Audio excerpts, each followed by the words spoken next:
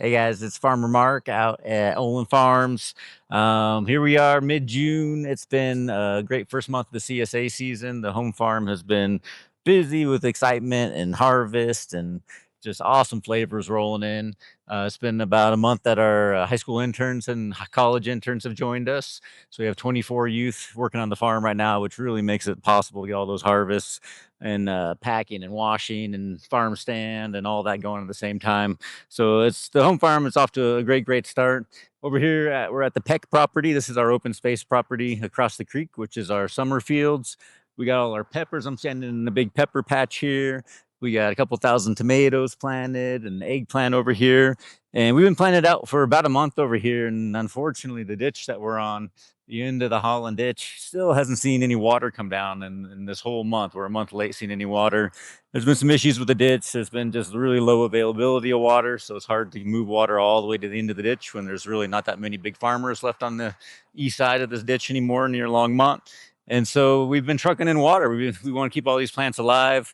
We built like a 250-gallon tote that can come and water just about one of these sections at a time. Just hook it right up to the drip irrigation, and just using drip irrigation to really try to be efficient with the water use, dripping right at the plant roots.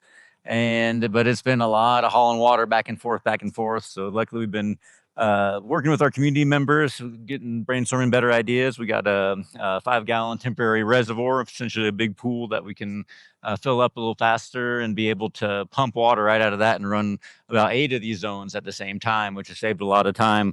And we've gotten a 2,000-gallon water tank in here to be able to fill that pool even a little faster, because we're still hauling water every day, even just to fill that pool.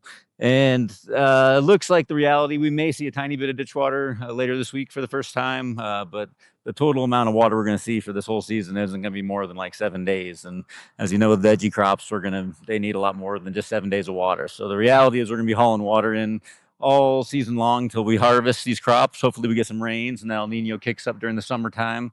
But yeah, we're willing to do it. We want to keep these crops growing. They're going to our CSA, they're going to our food access programs, they're going to local preschools.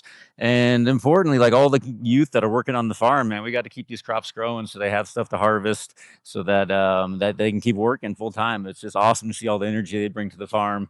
And so obviously it's been more time, it's been more expense, it's put some strain and some stress on the farm.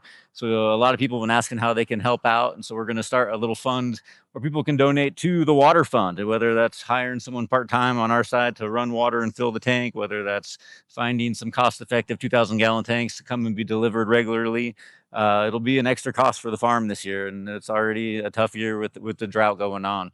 So if people are able to help out and willing to help out, there'll be a link to the website, and we welcome you to support the water fund and keep these crops alive. It's been actually fun being out here having to water manually a lot of the time, because I spend a lot more time with the plants and getting extra nutrients and biology and really making sure that soil can hold on to whatever water is possible. So we're doing everything we can to bring the most nutrient dense plants and most nutrient dense food to the community. But we're going to need a little help this year in the severe drought to kind of bridge it over and make sure that we can afford that extra cost of water. So thank you so much for the support. We'll see you soon.